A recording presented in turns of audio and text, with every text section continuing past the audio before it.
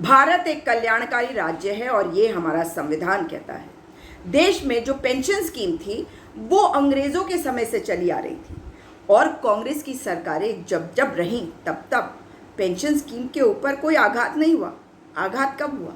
पर पहले बात करते हैं कि जब हमारे देश में एक सुई नहीं बनती थी, देश आज़ाद हुआ। और आपको याद करा दूं, नमन करते हुए लाल बहादुर शास्त्री जी को, जिन्होंने इतनी कठिन परिस्थितियों में ये कहा कि एक वक्त का उपवास वो रखेंगे, पूरे देश ने उनके साथ रखा, फिर भी उन्होंने पेंशन स्कीम पर कभी भी आघात नहीं किया।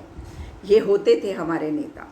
मगर अटल बिहारी वाजपेयी की सरकार आई, नाकारा और निकम्मी सरकार यही तो करेगी। उन्होंने ओल्ड पेंशन स्कीम को ख़त्म करके न्यू पेंशन स्कीम लाई और उसमें जो फैसिलिटीज़ होती हैं उसको पूरी तरह से ख़त्म कर दिया। और तभी आपने नोटिस किया होगा कि इस वक्त भारतीय जनता पार्टी की सरकारें कॉन्ट्रैक्ट सिस्टम लाना चाहती है और मजबूरी में और भी सरकारें जो हैं उनको भी ये करना पड़ता है, क्योंकि बहुत सारी चीज़ों के लिए, बहुत सारे फंड के लिए उन्हें केंद्र पर भी निर्भर होना होता है। अब जब ओल्ड पेंशन स्कीम की मांग उठी तो भारतीय जनता पार्टी की, केंद्र की मोदी सरकार, और मोदी जी ने क्या कहा खुद ही, इन्होंने कोई भी व्यवस्था अगर राज्य की सरकारें दे जो भाजपा की ना हो तो उनको रेवड़ी करार दिया। ये इनका दोहरा चरित्र है। मगर दूसरी तरफ कहने लगे इनके अपने भाजपाई नेता कि भाई राज्य के ऊपर, केंद्र के ऊपर बहुत बड़ा बोझ होता है जब आप लोगों को पेंशन देते हैं पुरानी पेंशन स्कीम के हिसाब से। यानी कि किसी को भी कुछ नहीं देना चाहते, लोगों को गरीब बनाना चाहते हैं, क्योंकि इन्हें अडानी को अमीर बनाना है, अपने गुजराती साथियों को जो इनको फंड करते हैं, फाइनेंस करते हैं, ताकि चुनावों में प्रतिभाग करके जीत भी सके, गलत तरीकों का इस्तेमाल भी कर सके, सरकारों को गिरा भी सके। इसलिए ये चाहते हैं कि जो लोग हैं वो गरीब रहे, जनता गरीब रहे, त्राही त्राही करती रहे और उनके लिए बस जीना ही बहुत बड़ी चीज़ हो जाए, उनको भ्रमित करा जाए धर्म के नाम पर, राष्ट्रवाद के नाम पे, क्योंकि दोनों में इनका विश्वास नहीं, दोनों में इनकी आस्था नहीं। वरना जो कर्मचारी होते हैं सरकारी, क्या वो देश की सेवा नहीं कर रहे होते हैं? वो देश की सेवा कर रहे होते हैं। इसलिए उनका अधिकार है कि जब वो रिटायर हो तो उनकी देखभाल सरकार करे पेंशन देकर।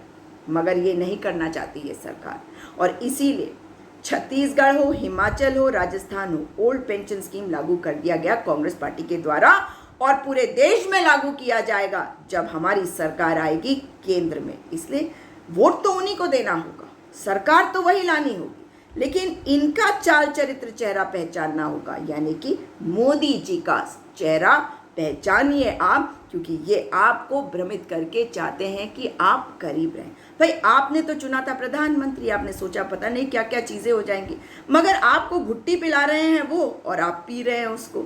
लेकिन जो वो नहीं कर रहे हैं वो है व्यवस्थाओं को ठीक करना, आपको बेहतर व्यवस्था देना।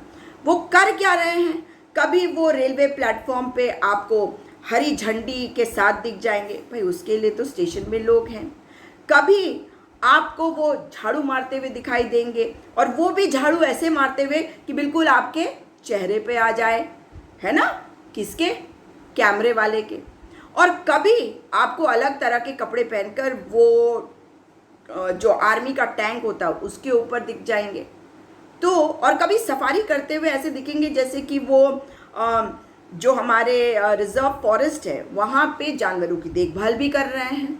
कभी वो एडवेंचर स्पॉट करेंगे, और अब तो टनाटन वो आपसे बेल आइकन दबाने को कहेंगे, यूट्यूबर बन गए। भाई देश का प्रधानमंत्री चुना था व्यवस्थाओं को ठीक करने के लिए, आपको बेहतर सुविधाएं देने के लिए, आपकी इस पेंशन स्कीम पर प्रहार करने के लिए नहीं।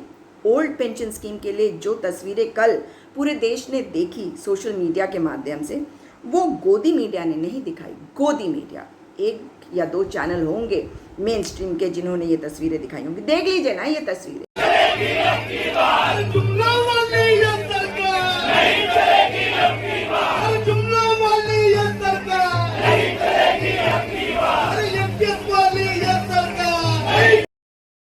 तो हम कर्मचारी इसका पुरजोर विरोध करते हैं और हम चाहते हैं कि इस बार वही सरकार आए जो हमें पुरानी पेंशन दे, चाहे वो OBS. Pension pension pension pension pension pension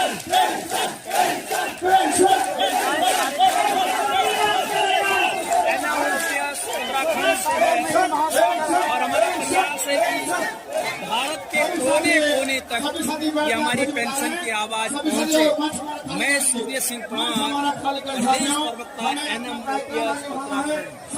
Bharat माता त्रिपाठी जी जो भी जिसके पास भी कार्ड है मंच खाली करे। क्या बता रहे हैं जानते हैं? 20 से अधिक राज्यों से लाखों की संख्या में लोग दिल्ली पहुंचे। 1 अक्टूबर 2023 को रामलीला मैदान से इन लाखों लोगों ने हुंकार भरी केंद्र की भाजपा सरकार के विरोध में, मोदी सरकार के विरोध में। मगर ये तस्वीरें नहीं दिखाई गोदी मीडिया ने, क्योंकि ये आपको ये दिखाना नहीं चाहते। वो चाहते नहीं कि आप देखें कि असलियत क्या है, लोग क्या मांग कर रहे हैं। आपको याद है जब अन्ना हजारे का मूवमेंट हुआ था तो कैसे मीडिया जो है हर तस्वीर दिखाती थी। कांग्रेस पार्टी ने तो नहीं रोका, तब यूपीए की सरकार थी। मगर यही है चरित्र इनका, भाजपा का, खास करके मोदी जी का, कि कैसे तानाशाही करो, कैसे सरकार में बस किसी भी तरह से बने रहो, लोगों को बेवकूफ़ बनाते रहो। आंखें खोलिए और देखिए असलियत, क्योंकि ये सरकारी कर्मचारी आज हुंकार भर रहे हैं अपने अधिकार के लिए, ताकि उनके परिवार बेहतर ज़िंदगी जी सके, आपके बच्चों को अच्छी नौकरी मिल सके। जानते हैं आप, सांसद और विधायक उनको ओल्ड पेंशन स्कीम के हिसाब से ही पेंशन मिलती है, जानते हैं या नहीं? सेना भी यही पाती है। अच्छी बात है ना, सेना का सम्मान होना चाहिए। लेकिन अब समझिए, अग्निपथ स्कीम इसीलिए लाया जा रहा है कि जब 4 साल बाद लोग नौकरी छोड़े तो उनको एक पैकेज दे दे, उनको सरकार पेंशन ना दे। तो पेंशन के लिए ही नहीं, देश की व्यवस्था, देश को एक सुदृढ़ व्यवस्था देने के लिए, आप लोगों को सशक्त करने के लिए, ना केवल कुछ गुजराती बिजनेसमैन और अडानी को, आपको आंखें खोलनी होगी अपने अधिकारों के लिए, अपने बच्चों के लिए, आने वाले समय में सरकारी नौकरियां वो पाए, इसके लिए। और मोदी सरकार को हटाना पड़ेगा। तस्वीरें ये देखिए कि रामलीला मैदान में कल यानी कि 1 अक्टूबर 2023 को कौन सी तस्वीरें देखी। पूरे देश ने देखी, आपने देखी।